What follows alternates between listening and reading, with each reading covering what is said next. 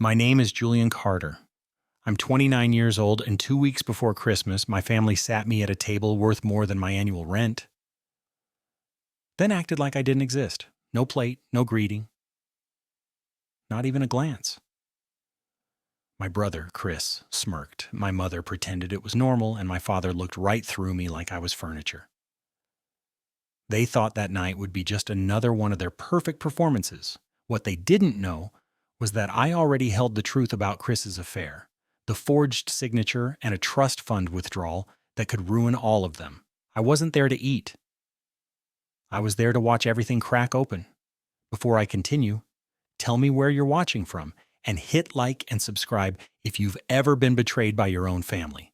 No one talks about how much it stings or how long it stays under your skin, but if you know that feeling, you're not alone here. Now, let me take you back to where all of this really began. I grew up in a house where love was measured in spotlight, and there was only ever enough of it for one person. My brother, Chris, was born 8 years before me, and from the moment he learned to walk, my parents treated him like he was auditioning for the role of perfect son in a movie only they were watching. I didn't realize it then, but my entire childhood became the behind-the-scenes footage no one cared to edit. One of my earliest memories is at our old oak dining table, the one with the sticky varnish and the dent from where Chris slammed his toy truck into it. I was 8, still short enough that my feet dangled above the floor, swinging unconsciously. Mom put a mountain of mashed potatoes on Chris's plate, added gravy, then reached right across me to refill his glass of apple juice. My plate was empty except for a spoonful of green beans. Julian doesn't need much, she said, without looking at me. He gets full fast. I didn't, but I nodded anyway. Dad laughed at something Chris said about soccer practice, and the sound of it sharp, proud, hit me harder than any scolding. I poked at the beans and swallowed the lump in my throat. I didn't know it then, but moments like that were already carving deep grooves inside me. The first time I ever earned a school award, I thought maybe things would finally shift. It was 6th grade cold November night, the auditorium smelling like dust and old carpet. My name was called for top marks in English and art. I walked on stage, cheeks burning, heart pounding, like it wanted to burst out and show everyone how proud I was. When the ceremony ended, I scanned the crowd for my parents. They weren't there. A teacher drove me home. Turns out they'd gone to watch Chris speak at some alumni event for his college. You understand, right, Mom said later. Your brother had something important tonight. I nodded. But the cold air from the parking lot was still trapped under my skin. I didn't know it then, but that night would echo through every holiday that came after. Then there was the infamous Thanksgiving sweater fiasco.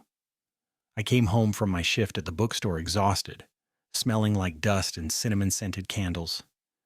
The minute I walked in, my family burst into laughter, not the warm kind, but the kind that feels like a slap. They all wore matching cream-colored sweaters with a stitched gold leaf on the sleeve.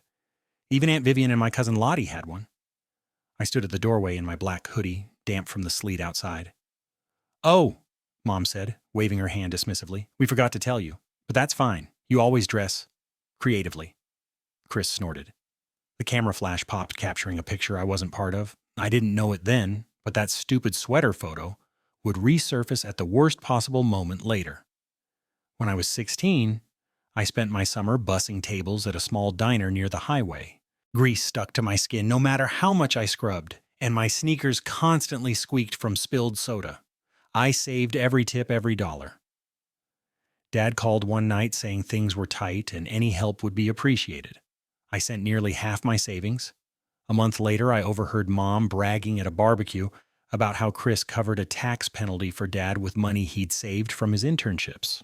I stood there holding a plate of overcooked burgers, listening to everyone praise him for something I'd actually paid for. My chest hurt in a way I didn't have words for. I swallowed it. But it carved deeper than I thought. When Chris got married, the favoritism went from painful to blinding. The wedding was huge white roses, gold accents, champagne that tasted like metal on my tongue. I was the unofficial errand boy. "Julian, go pick up the boutonnieres. Julian, can you move those chairs? Julian, get out of the background for a second." Elena was the only one who noticed I hadn't eaten since morning. She handed me a plate and whispered, "You're allowed to be in your brother's wedding, you know." I didn't know it then, but that tiny kindness was the first crack in the pedestal my family had built for him. The first Christmas after I moved out was brutal. Snowstorm freezing roads, my old car coughing like it was begging to die. When I finally arrived soaked and shivering, no one asked if I was okay. I was handed a phone and told, "Take a picture of us by the tree." I stood behind the lens, while they smiled like a catalog family. The smell of glazed ham filled the room, but I didn't feel hungry. I only felt small. I didn't know it then, but all of it was leading to the moment when everything they buried would finally claw its way back to the surface. By the time I hit my early 20s, I had learned how to disappear in plain sight. It was easier than fighting for space in a house that had already decided who mattered and who didn't. I poured myself into school, into art, into designing things on my beat-up laptop. I thought maybe talent could fill the space love didn't. But even when I landed my first real job as a junior designer at a small agency downtown, the achievement barely registered at home. Mom's response was, "That's nice, honey. Chris just got promoted again." Dad didn't look up from his phone. Chris clapped me on the shoulder like I was his intern and said, "Keep grinding, little bro. Maybe one day you'll catch up." His cologne smelled like victory and entitlement, and I hated how familiar it had become. Still, I kept trying, hoping, wanting something different. There's one memory I tried to forget for years, but it crawled back the moment Elena called me crying. I was about 21, sitting on the back porch during a 4th of July barbecue. Fireworks cracked overhead, lighting the backyard red, blue, and gold. I just received a small scholarship check in the mail, a miracle for someone who'd worked so many late shifts to stay afloat. I left it on the kitchen counter while I grabbed a soda. When I came back, the envelope was gone. Mom brushed me off. "You probably misplaced it." Dad suggested maybe it got mixed into the trash. 2 weeks later, Chris announced he was going on a last-minute career-building retreat out of state. I didn't know it then, but the dates matched exactly when that check vanished. Years later, when I learned he'd faked signatures on financial paperwork, all of it clicked like the final pieces of a rigged puzzle. Back then, though, I let it go. I always let it go. That was the version of me my family liked, the silent version. By 25, I had moved into a tiny third-floor walk-up. The heating barely worked. The pipes groaned at night, and the view from my window showed more brick than sky. But it was mine, my sanctuary. I decorated the walls with prints. I designed lit candles that smelled like cedar wood, played lo-fi music while I worked on freelance projects. It was the first time I felt like I had a life separate from them, a world built by my own hands. Still, every holiday I dutifully drove back to the Carter house, hoping this time might be different. It never was. 2 Christmases. Before the dinner incident, I remember standing in their living room, wrapped gifts stacked around the tree like a department store display. Chris got a new watch, the kind that costs more than 3 months of my rent. Mom beamed as she fastened it onto his wrist. Dad handed him a sealed envelope for investments. When it came to my turn, Mom offered me a thin package containing socks. "Practical," she said. I forced a smile. The room smelled like pine and cinnamon, but all I tasted was bitterness. I didn't know it then, but that tiny moment, the socks, the silence, the way everyone moved on, would be the seed of something much bigger. Around that time, I ran into Elena at a cafe downtown. She was waiting for a client, looking polished and stressed in her cream coat and navy heels. When she saw me, her face softened in a way I hadn't expected. "Julian, wow, it's been a while." Her voice was warm, real, not like the polite smile she wore at family gatherings. She asked how I'd been, and for the first time I didn't lie. I told her work was fine. Life was fine. Everything was fine. In the kind of voice that tells someone nothing is fine at all. She didn't pry. She just nodded like she genuinely understood. When she walked away to greet her client, I caught something in her expression, a flicker of loneliness or maybe exhaustion. I didn't know it then, but that flicker would come back months later, when she'd call me sobbing over something Chris had done. By the time I turned 29, things at work had shifted. I had more responsibility, more space to create, and after presenting a pitch that unexpectedly impressed a major client, my boss pulled me aside. "You've got something, Julian. You should speak up more." Her words stayed with me. They felt like a foreign language at first approval. Recognition, the kind I'd spent my whole life starving for. It made me wonder what might happen if I stopped shrinking. I didn't know it then, but everything in my past, the missed meals, the vanished check, the socks at Christmas, the quiet kindnesses from Elena was lining up like dominoes. And when they finally tipped, the fall would be louder than any of us ever imagined. The unraveling started on a Tuesday night, so ordinary it almost felt staged. I was sitting in my apartment, the hum of the radiator filling the silence when my phone buzzed. The caller ID said Elena. We hadn't spoken in months, not since that cafe moment, but her name on the screen made my stomach tighten. I answered, expecting something casual. It wasn't. Her voice came through, cracked, shaking, breathless, like she'd been running. Julian. I don't know who else to call. I stood up so fast my knee hit the coffee table. Elena, what's wrong? A long, choked pause. Then I found things on Chris's iPad. Her breath hitched. Messages, photos. A woman named Madison. I don't understand how long this has been going on. My chest tightened. I walked toward the window, staring at the streetlights blurring against the dark. Elena, slow down. What exactly did you see? Everything, she whispered. I saw everything. She told me the details, in broken pieces, the texts, the hotel confirmations, the dates that aligned with Chris's business trips. The more she spoke, the more fury crawled up my spine. And underneath that fury was something colder, something steadier. Because I'd seen the pattern before. Different lies, same man. For a moment, neither of us spoke. I could hear her breathing, soft and uneven. Why'd you call me? I finally asked. Because you're the only one who ever looked at me like I was a real person, she said. And because if I tell your in-laws first, they'll defend him until the end of time. She wasn't wrong. I stayed on the phone with her for an hour, listening as she cried, listening as the foundation of her marriage cracked open. When the call finally ended, I sat in the dark for a long time. The radiator hissed. A siren wailed somewhere blocks away. And something inside me, something that had been dormant for years, shifted. I didn't know it then, but that call wasn't the beginning of the end. It was the beginning of the explosion. The next day I did something reckless. I asked Chris to meet for coffee. Not because I thought he would be honest, he never was, but because I wanted to see his face when he lied. We met at a cafe near his office, the kind with Edison bulbs, overpriced pastries, and people pretending to write screenplays. He walked in, wearing a charcoal suit and an expression that suggested he was doing me a favor by showing up. Little bro, he said, dropping into the seat. What's up? I looked at him, really looked. The perfect hair, the watch gleaming under the warm lights, the half smirk like he'd rehearsed it. We need to talk about Elena. His smirk twitched. What about her? She knows, I said.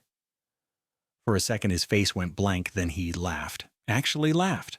Oh, that she's being dramatic. You know how she gets. I stared, stunned. Chris, she saw everything. She called me sobbing.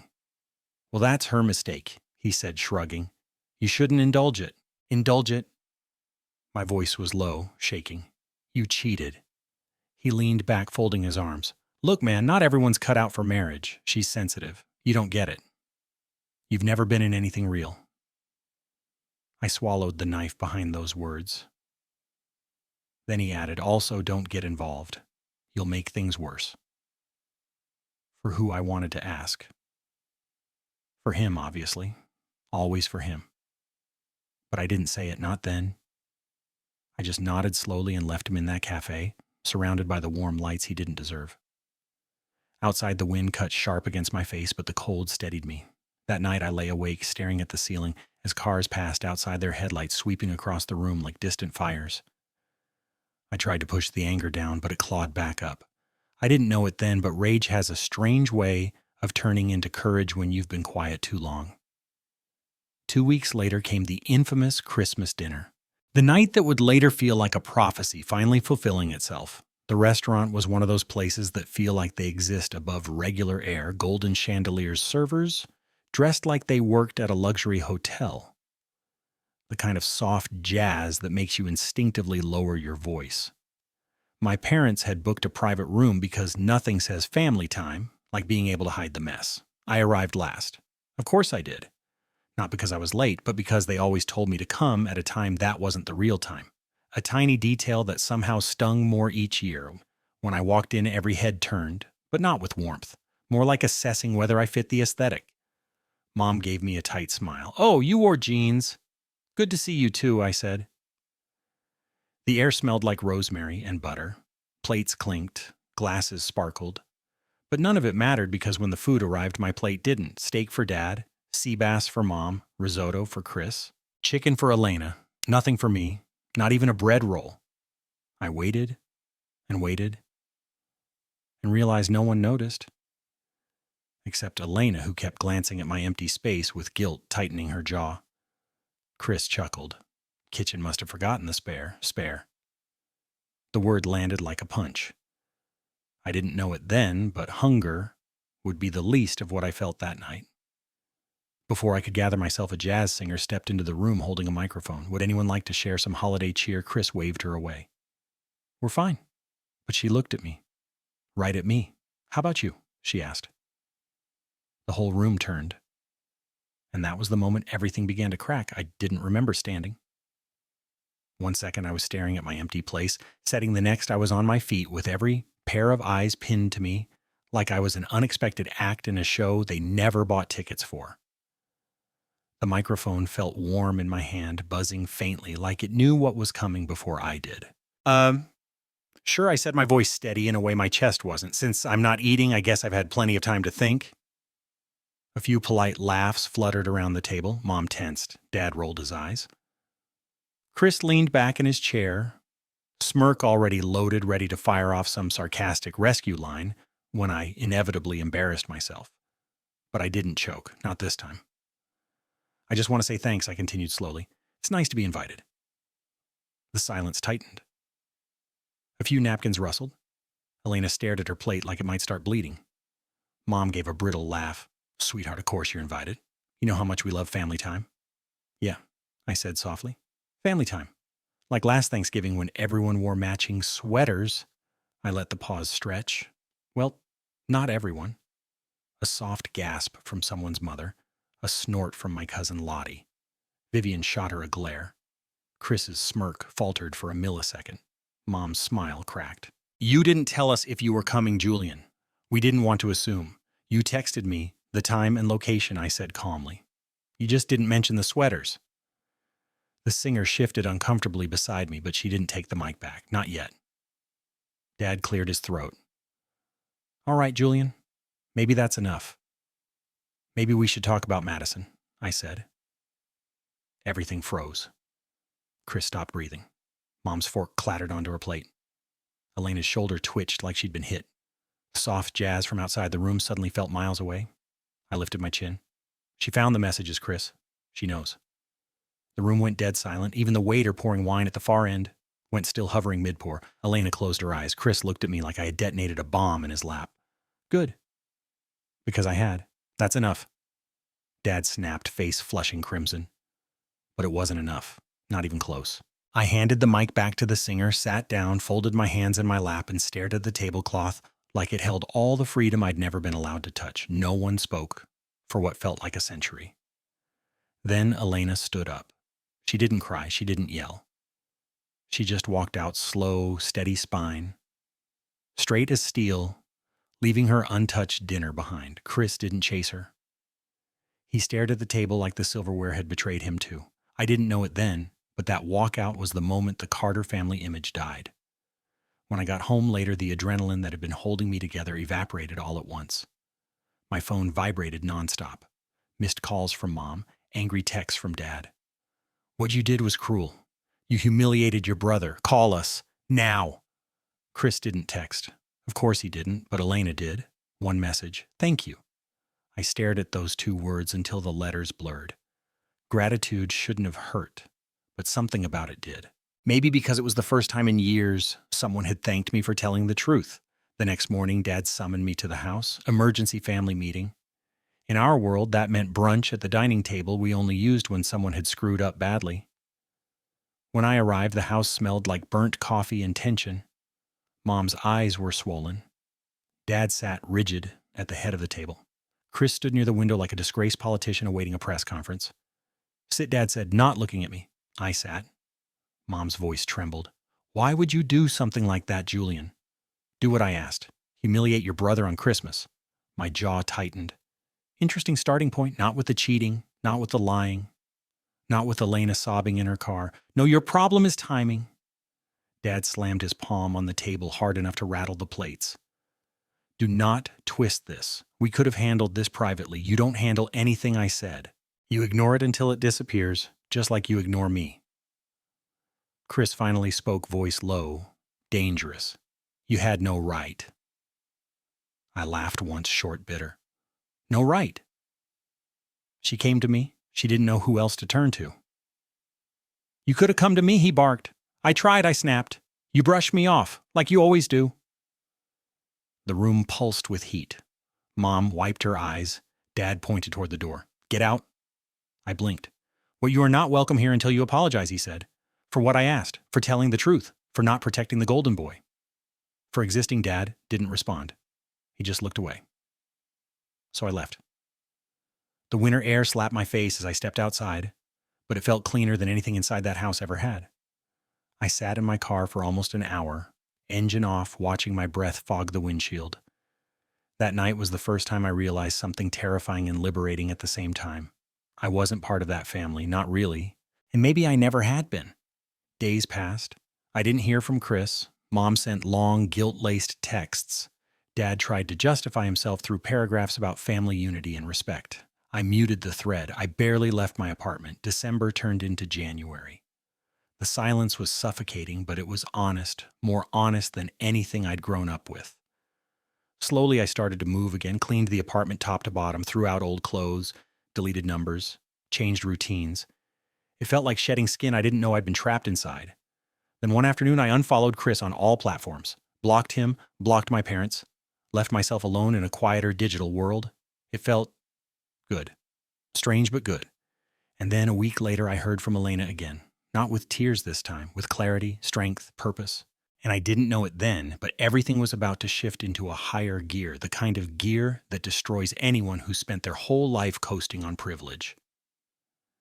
The day of the meeting felt wrong from the moment I woke up, like the air itself was holding its breath. Chicago was gray and wet. The kind of morning where the sky hangs so low, it feels like it might scrape the tops of the buildings. I got dressed in silence, buttoning a navy shirt with hands that trembled only slightly. Not from fear, at least not the same fear I grew up with. This was something sharper, colder. Like stepping into a courtroom where the verdict had already been written, but no one knew whose name was on it. The law office was a glass tower downtown, the kind Chris used to brag about having top-tier clients in. I rode the elevator up with Elena, both of us, quiet both of us, breathing too carefully. She wore a black coat, hair pulled back, eyes steady. She didn't look broken anymore. She looked ready. Mr. Patel, the trustee, greeted us with a stiff nod as we entered the conference room. The lights above hummed faintly, casting a cool glow over the long table and the neatly arranged folders. The room smelled like coffee-cold air from the vents and paper, always paper. My parents were already seated. Mom's hands were folded too tightly in her lap. Dad sat stiff-backed, jaw set, the way he did when he wanted his authority to fill the air before he even spoke. And Chris, well, Chris looked like a man who'd spent the morning practicing confidence in front of his bathroom mirror. Perfect suit, perfect posture. A smile that didn't reach his eyes. I didn't sit with them. I sat next to Elena. A subtle shift, but not invisible. Mom noticed. Her face pulled tight like the choice itself was a betrayal. Thank you all for coming. Mr. Patel began flipping open a folder. His voice was calm, precise. We have serious matters to address regarding the Carter-Hayes marital trust. Chris cleared his throat. This is all a misunderstanding. We'll get to your statement shortly, Ms. Grant, Elena's lawyer said smoothly, but first the findings. Chris went silent, his jaw flexed once. Ms. Grant laid several printed documents on the table. Each paper slid across the polished wood with a soft whisper that somehow made my pulse quicken. The trust established by Robert and Margaret Carter specifies that all withdrawals require dual authorization from both beneficiaries, she said. Yet 3 withdrawals were made over the last 2 years without Mrs. Carter's signature. Mom frowned. That can't be right. Chris always told us here, Miss Grant said, pointing. These are the digital signatures used. This one is a forgery. She turned the page toward us. The signature was an ugly attempt at Elena's too smooth in some places, too jagged in others. Anyone who knew her handwriting would have seen it instantly. Mom's breath hitched. Dad's grip tightened on the armrest. Chris stared stone still. Then he spoke. That was a clerical mix-up. The account manager must have... No, mister, Patel interrupted. This was submitted manually, and the metadata shows it came from your device. A muscle jumped in Chris's cheek, and the funds Miss Grant continued sliding another page forward were not used for any approved expense. No renovation, no home project, no medical reason. Instead, we found transfers to personal accounts and a payment labeled Maddie Deposit for Miami. The room tilted for half a second. Even Dad's mask cracked. You used the trust for that, he asked quietly.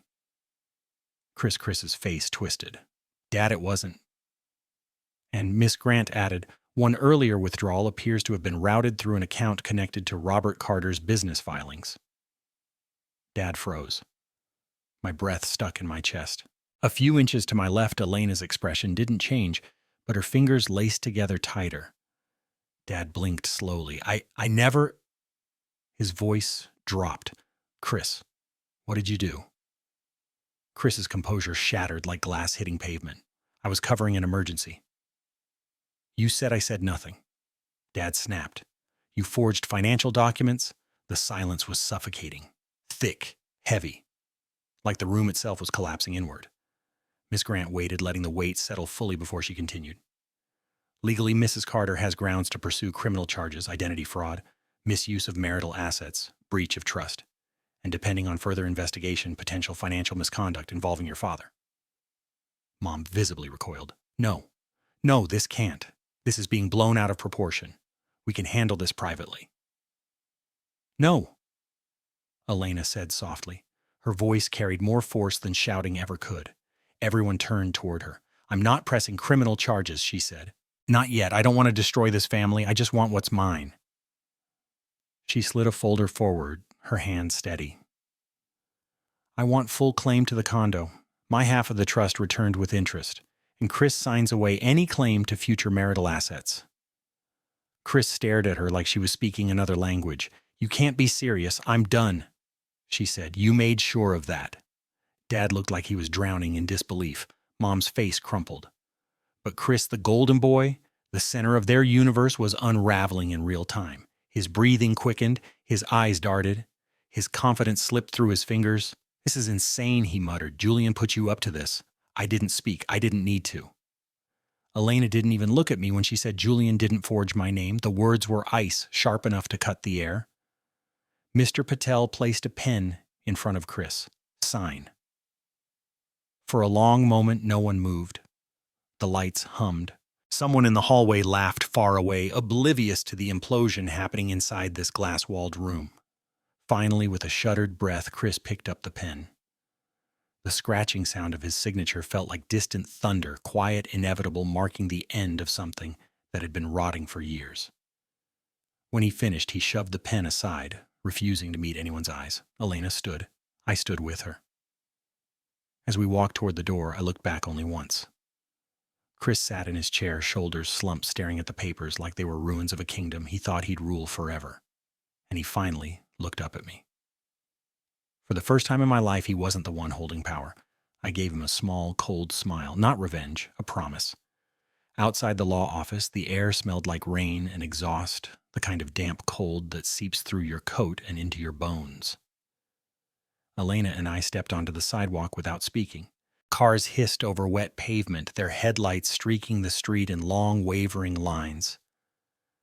For the first time in months, she looked lighter, not happy, not healed, but unshackled. I could feel it in the way her shoulders finally dropped. You okay? I asked. She nodded slowly. I will be. We walked toward the parking garage in silence.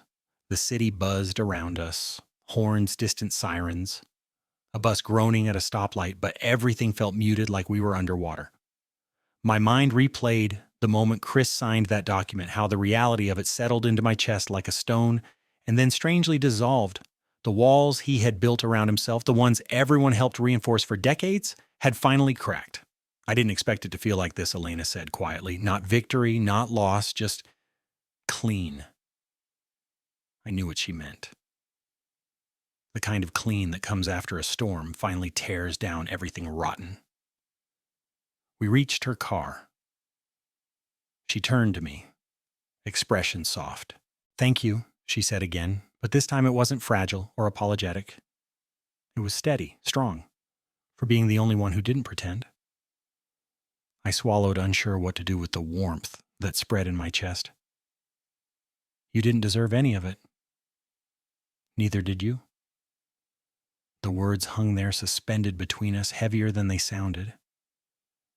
She got in her car, started the engine, and rolled down the window just a few inches. You know, this isn't over, right? I nodded. Yeah, I know.